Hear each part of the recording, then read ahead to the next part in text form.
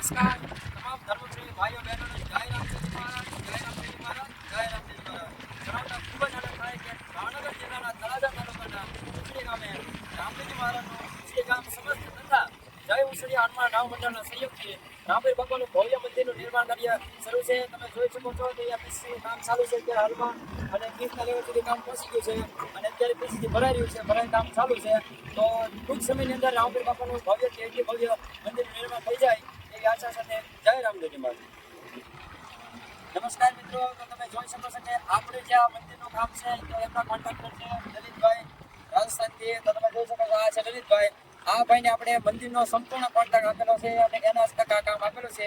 અને આ બધું તમે જોઈ શકો છો રાહુલભાઈ મણાર ગામથી કે જે લોકોને સેટિંગનો પણ કોન્ટ્રાક્ટ મળેલો છે અને તમામ કામગીરી આ બેની દેખરેખની અંદર થઈ રહી છે. જય જય